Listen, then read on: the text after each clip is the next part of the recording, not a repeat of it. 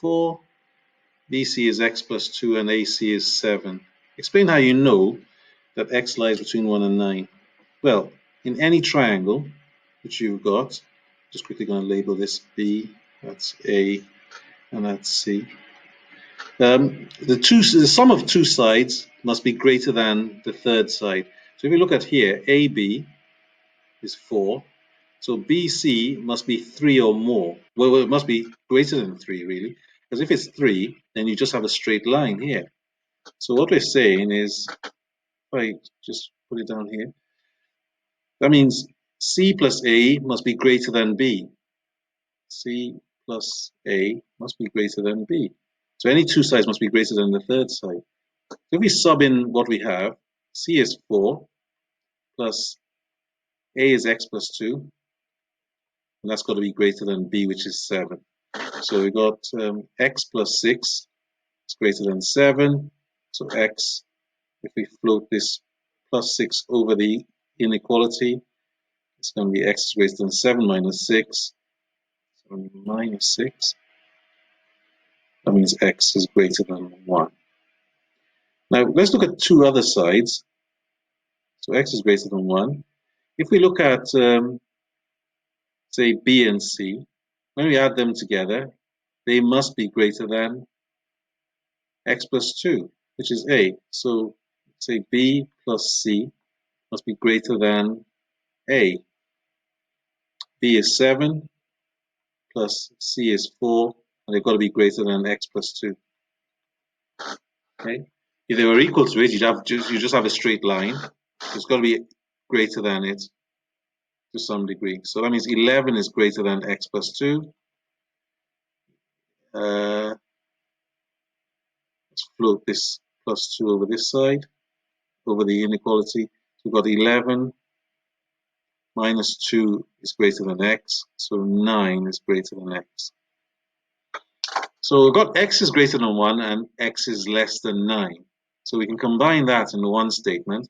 X is greater than 1 and x is less than or smaller than 9, which is what they wanted from us in I. Just to help you quickly get started on part B, we'll do the first one where the angle in between is 60. So the angle in between is 60, which tells me that I've got to be using the cosine rule.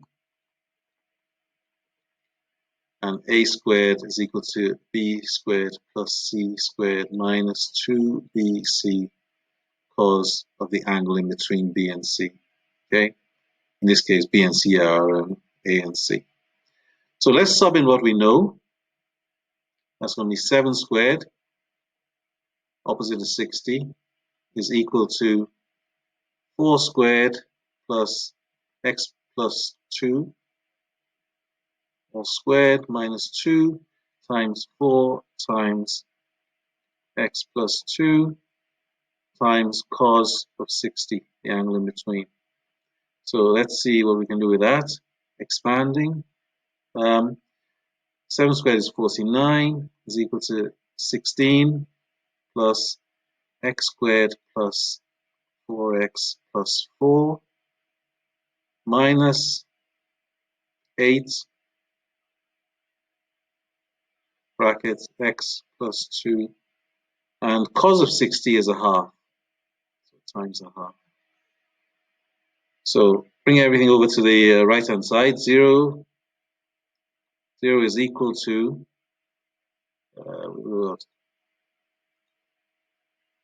16 minus 49 plus x squared plus 4x plus 4.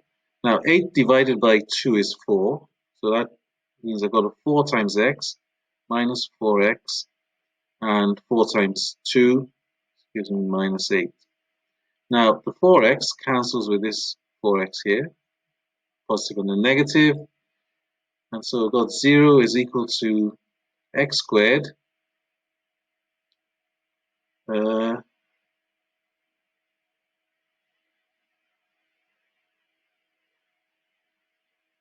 what have I got?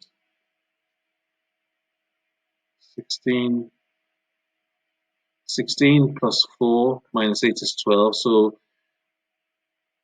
plus 12 minus 49.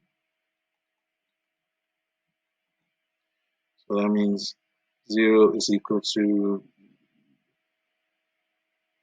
x squared minus 37. So x squared is equal to 37. So x is going to be equal to the square root of 37. Oops, what have I missed out? Plus or minus. Okay, you can work it out in your calculator and do a similar thing for part II to give you, and remember it's 3 significant figures. Good. I shall leave you with that.